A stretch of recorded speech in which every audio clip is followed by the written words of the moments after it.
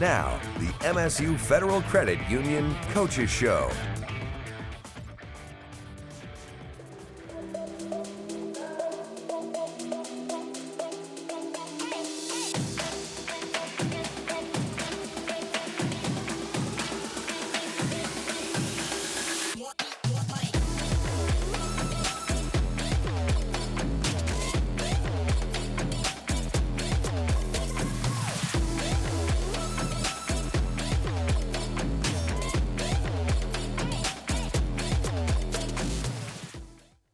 Michigan State's football team entered last week's bye week on a 3-game losing streak, with the last 2 losses coming at the hands of Ohio State and Oregon, who are each in the top 4 of college football. The bye week allowed the Spartans to get some much-needed rest and recovery, as well as allow the coaching staff to really dive into the weeds of the film and see what has worked and what hasn't worked 6 games into this season. This past week, we had a chance to catch up with head coach Jonathan Smith as the Spartans now get ready to play Iowa at Spartan Stadium Saturday night at 7:30.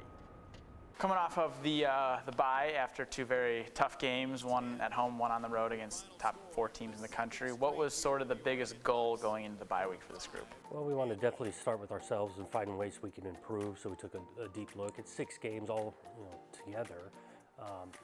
And find some tendencies, right? We want to be able to break things that we had done positive, they want to build on, and then obviously things to clean up and improve. We also wanted to get refreshed, had a long stretch, 6 straight games, talked about the road trip in the 6 games, so wanted the guys to kind of take a step away from it for a day or 2, and I think guys did. We approached it, we practiced a little bit on Wednesday, and then on Sunday, the following Sunday. So liked their approach, and now we're back into a game week. Yeah, no, it's sort of just the landscape of the Big Ten now of having to go out to the West Coast. But what was that week like of you get done playing Ohio State, now you got a shorter week to get ready for another very talented team on the road? Quick turnaround, and no question they were talented. I mean, both those teams really talented and well coached, and so it was a quick turnaround. And after finishing that 6th game, I was trying to take a deep breath and a look at us, and I was pleased with how we approached it. How important is it for you two to want to give the guys some time away from the facility just to maybe refresh their minds? I think it's important, for all of us. And again, not the entire week, but a day or 2 to find gain some perspective, take a deep breath. Life's going on for everybody, because it wasn't just all about us self-scouting and practicing, and our coaches were out recruiting. And so finding at least a day to get away from it, I think is healthy.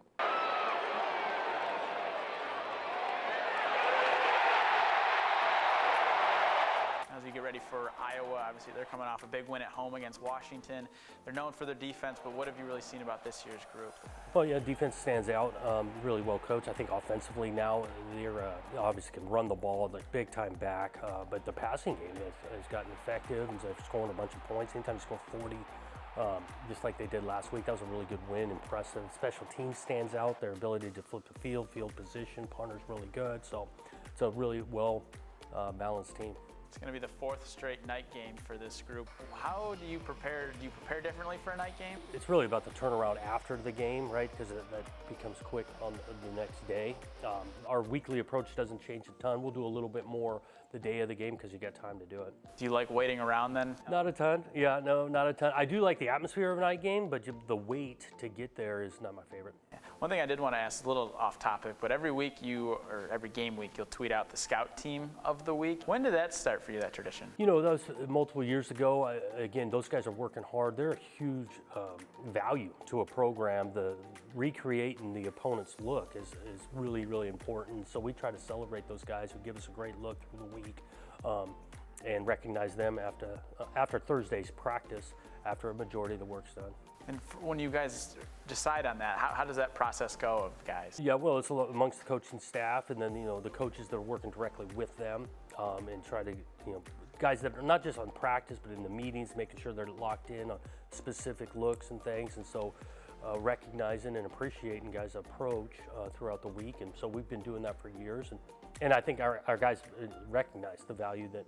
Not just the ones that are getting the award, but the entire team. When you announce it, the entire team appreciates it. As a former walk-on, were you at all part of the scout team? Oh yeah, my first year, heck yeah, I enjoyed it. And now looking back, I don't know if I really recognized it when I was playing, but now looking back as a coach, that's just an important role.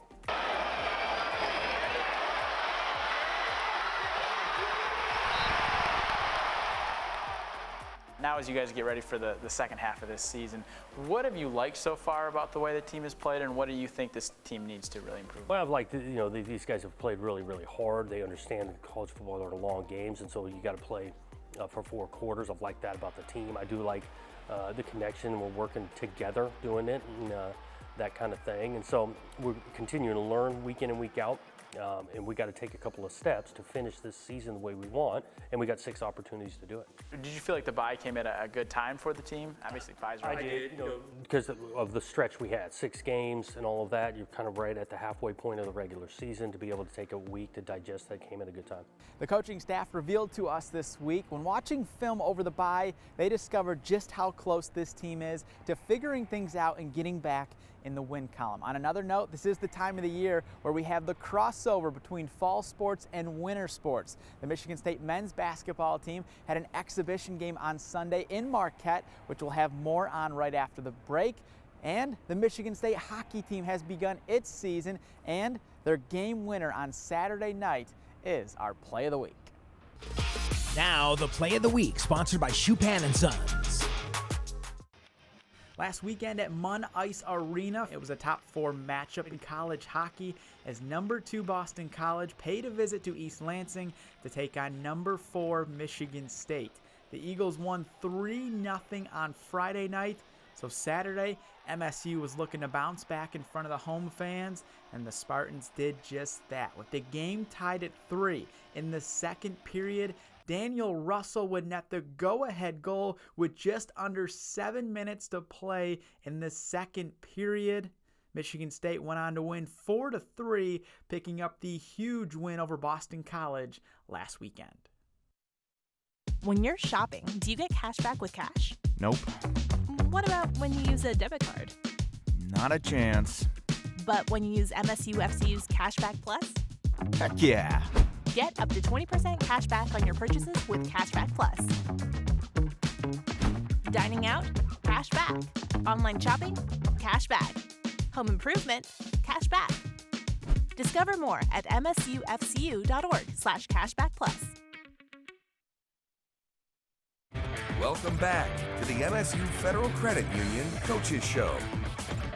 Tom Izzo has taken the Michigan State men's basketball program all across the globe to play in some unique stages. And this past weekend was another first for the Hall of Famer and his program. The Spartans took on Northern Michigan in Marquette for an exhibition game this past Sunday, marking the first time the Spartans have played the Wildcats in Marquette since 1974, when Izzo was a member of the NMU program. Our Haley Schoengart was in the UP to cover it for us last week and has more on a day Izzo is never going to forget. Memory-making moments was the saying repeated countless times by Michigan State men's basketball coach Tom Izzo. The first basketball game to ever be played at the Superior Dome was described by Spartan guard Jace Richardson like playing in a mini Final Four. The team had a busy agenda, from visiting the Steve Mariucci Beacon House to attending a banquet to honor Izzo having his number 10 jersey officially retired. Izzo also made sure to show off some Izzo landmarks that included a trip back to Pioneer Village Mobile Home Park, where Izzo and his best friend Steve Mariucci lived at one point. When we went back to his old neighborhood and saw the old house he used to live in with his college money, so it's definitely the cool experience to see that. It was definitely a funny experience to hear about that. Yeah, I would definitely say the same, going back over there and seeing all the homes over there. It was pretty cool to see. You wouldn't have fit in. They were like, 6'4" ceilings. Yeah. You would have been, your head would have been out the top of that thing. Yeah, for sure. There was a sold-out crowd of over 11,000 on hand for the exhibition. Gordy LeDuc, Izzo's high school basketball coach, sat on the sidelines with Michigan State. First half, Kurtang lines up from downtown, drains the three. That makes Northern Colatio, MSU, up by 10. Also in the first, the star for the Wildcats was Jackson Dudek. He gets left on an island and doesn't miss. He was 3 for 4 from deep for 14 points. NMU gets within 8. Still in the first half, Jace Richardson tracks down the loose ball, dishes to Booker, who brings the crowd to their feet with the emphatic slam. The Spartans led 31-19 at the break. Second half, more of the same from MSU. Jeremy Fears Jr. is nothing but net from the corner. Michigan State up 17. Also in the second, Richardson was a man on a mission on Sunday. Gets the hoop and the harm here. The freshman shot 100% from the floor for a team-high 11 points. Michigan State wins 70-53 the final. Just a small part of what was an unforgettable weekend. When I saw people standing up there, I was just looking.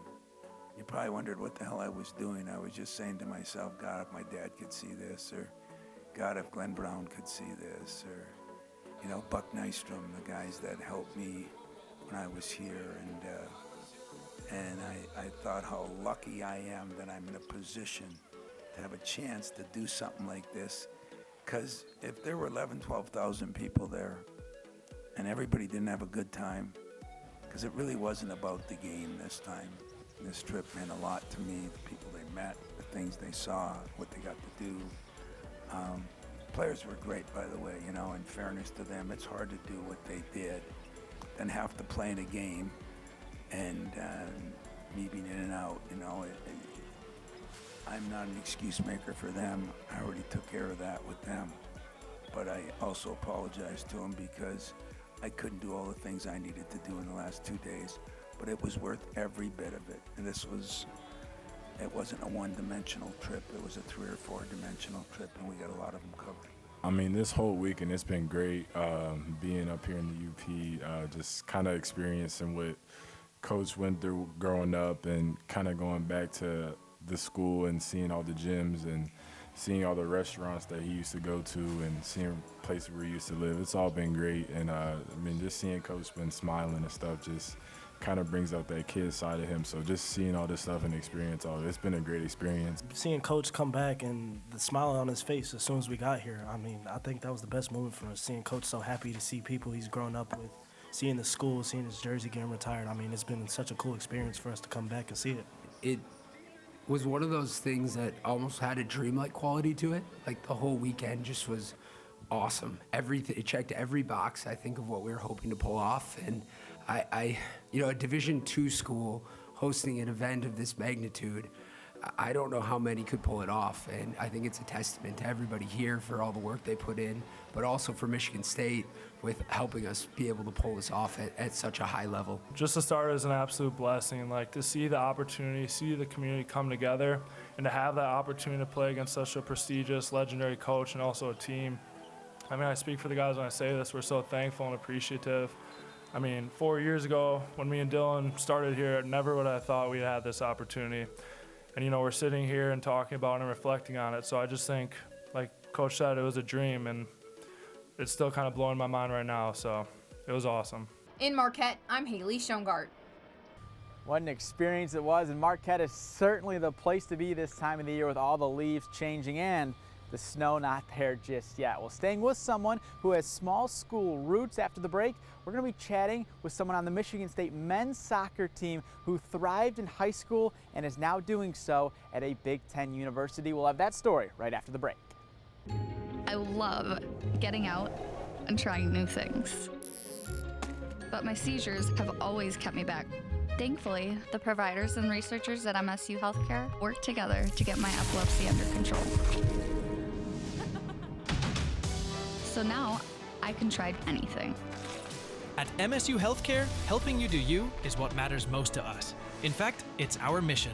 Visit healthcare.msu.edu to find a provider. Welcome back to the MSU Federal Credit Union Coaches Show. Michigan State men's soccer midfielder Jonathan Stout is leading the Spartans in scoring this fall and was a first-team All-Big Ten selection last season. But with the high school boys soccer playoffs going on right now, our Tyler Driesinga has more on how Stout went from starring in one of Michigan's smallest high schools to now starring at a school in the Big Ten.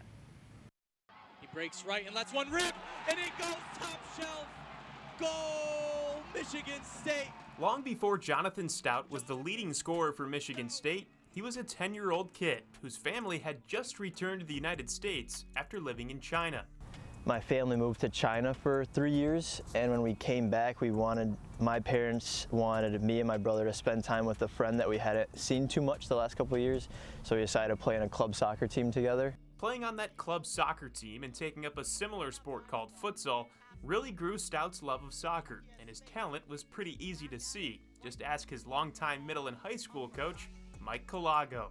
First time I saw him just do something wild was a 7th grade game, and I'd never seen anybody any age just run down the sideline of the field, and he just rainbowed somebody without a hitch in his step. So.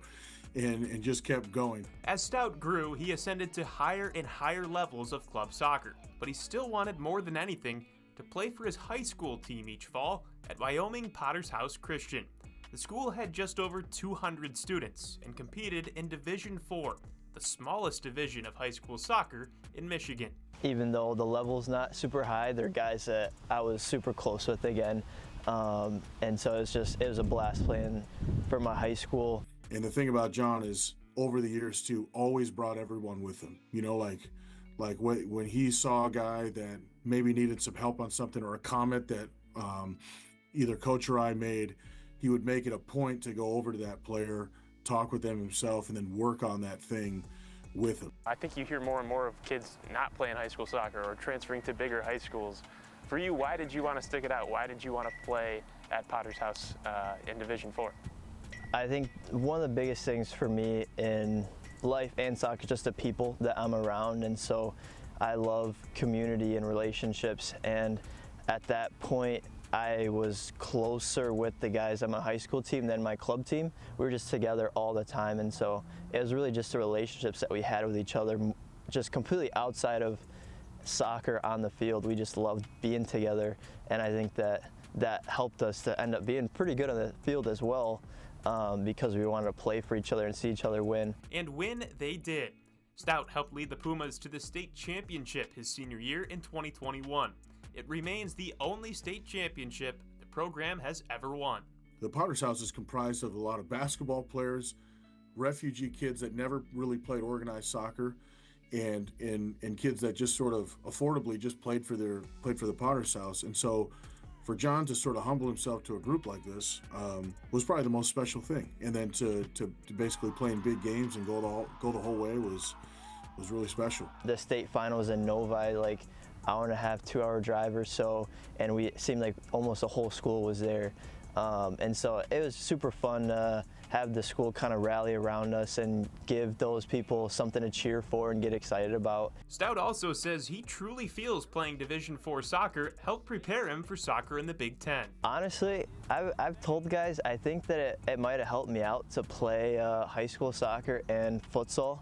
Futsal is definitely a big one because, I mean, my role on the team ended up being like I was on the field to score goals, and so everything else I still have a lot of work to do in a lot of other areas, but my job was to score goals, and in high school I got to score lots of goals because the competition is a bit lower, but I feel like it just gets in me, and like I see it, I'm hunting for them. These days, Stout is one of the premier players in the Big Ten Conference, and Colago and the entire Potter's House community are filled with pride. The most proud. I mean, you know, even as a Christian, you know, seeing him walk his faith out in a public platform like that, you know, the game is always John's, right? Like, so at every level, you know, I just knew he was going to figure out how to adjust himself, raise himself to that level of play, that level of speed and competition. Man, it's like another dad or uncle or something looking at him going, I'm just so proud of this guy. Even at the Big Ten level, relationships remain at the heart of the game for Stout, just as they did when he was 10 years old, using the game to reconnect with an old friend after living in China. And just as they did at Potter's House High School, when he won a state championship alongside his best friends. Immediately when I'm on a team, I've got a group of brothers that I can hang out with all the time and do life with off the field as well as on the field. And so the relationships that I have with the guys on the team, I just get excited. Even if I go to class and I don't understand a thing that the professor's talking about, and then I go to Jenison, our training facility, and I get to see my guys, and now I'm not thinking about that anymore. I'm just hanging out with my teammates. And the other part is just like, I'm a believer, and I think that God gave me the gifts to play soccer, and so like, man, I want to steward those gifts and use them to the best of my abilities, where I'm just honoring God and using what He gave me to glorify Him. Stout says the hardest adjustment to college soccer was the pace and physicality, as well as blocking out all the noise that comes with playing on a bigger stage. In fact, he was co-Big Ten Freshman of the Year back in 2022, so it's safe to say he has made those adjustments pretty well. He was the 4th Spartan to ever win that award, and after the break, we're going to be chatting with the coach who led him to East Lansing. That would be Damon Rensing. We'll see you soon.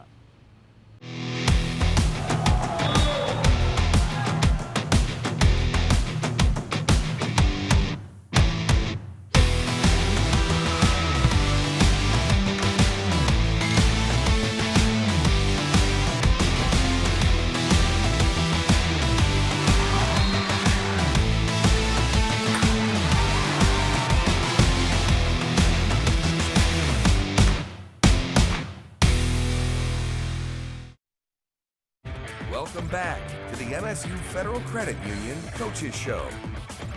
Within the last month, the Michigan State men's soccer team has picked up 2 wins over ranked Big Ten opponents. It started with a 1-0 win over then number 15 UCLA, followed up by a win over then number 25 Wisconsin. Head coach Damon Rensing is in his 16th season leading the Spartans, and he recently caught up with us to share what's been key for this group with the regular season winding down. You've played a few ranked opponents prior to Big Ten play. How do you feel like that helped this group get ready for the gauntlet that is the Big Ten right now? No, we definitely try to schedule good games out of conference, and because there's so many different types of teams, like playing Oregon State was very similar to like a UCLA or Washington, so we do that on purpose to prepare our guys for the different types of games that you play in the Big Ten. And that's what's so neat about the conference, especially Adam, is there's a different style every game, and every team's got their unique challenges and matchups, and we really appreciate that. It's been fun this year. As here comes Spadafora, trying to make something of it. Centering pass, controlled shot, and a score! The first goal of the year for Gugamis. In that win against Northwestern, Jack Gugamis scored the lone goal for you guys, his first of the season. Obviously, he's not just a Michigan kid, but he's a mid-Michigan guy going to Okemos. What have you liked with him so far as he's now in his junior year? Yeah, Jack, he you know exactly what you're going to get out of Jack. He's got great energy. He defends well. He runs. He gets into good spots. He has started games, and we've been successful when he starts. He's also been great coming off the bench, you know, and he's been great for our guys, and we'll definitely need his contributions down the stretch here for sure. And the other one that we got that's also local is our goalkeeper, Zach Kelly. So we've got 2 guys within 10 miles of campus that are having huge impacts on our program. What they're playing for, the Big Bear. There used to be a green eye and a blue eye. Obviously, with all the Michigan connections on this roster, obviously coming up is going to be the game with Michigan. Can you just talk a little bit more about the Big Bear Trophy and how that started, and why is that so special to the program? Just means so much. Yeah, this is pretty cool because this is the 25th anniversary of the Big Bear. So the first game was played in 2000. The Michigan head coach, Steve Burns, Michigan turned varsity in 2000. Steve Burns, who's actually an East Lansing High graduate, was the club coach, and they turned into a varsity program in 2000. Steve Burns was up north. He had a really good relationship with longtime MSU head coach and legend Joe Baum. So he was up north, and he found this bear that had a blue eye and a green eye. And so he's like, you know, we need a traveling trophy for this game. So Steve bought it. We came back. The program split the cost. We've kind of turned it into a trophy. And as you see in football and other sports, anytime at the end of that game when you can go grab a trophy and take it to your fans, it just adds a crazy extra element to the game and atmosphere. So it'll be no different on Tuesday. I've kind of joked we should name it the Baum Burns Big Bear Trophy. I just think it'd be really cool. And but yeah, it's the 25th anniversary of it this year, and it should be for an exciting game. The game between the Michigan and Michigan State men's soccer teams is going to be on Tuesday at 7 p.m. here at DeMartin Stadium. As for the football game between the Spartans and Wolverines, it was announced this week it is going to be a 7:30 p.m. kickoff in Ann Arbor on the Big Ten Network. As always, we appreciate you tuning into this week's show. Hope you enjoyed. We'll see you next week.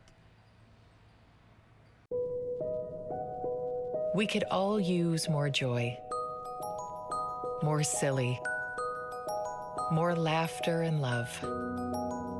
When you make more room in your heart and home for a Michigan child in foster care, you don't just give this joy, you receive it. Become a foster parent to a child until they can safely reunite with their family. Get started at michigan.gov/hope for a home. When you're shopping, do you get cash back with cash? Nope. What about when you use a debit card? Not a chance. But when you use MSU FCU's Cashback Plus? Heck yeah. Get up to 20% cash back on your purchases with Cashback Plus. Dining out? Cash back. Online shopping? Cash back. Home improvement? Cash back. Discover more at msufcu.org/cashbackplus.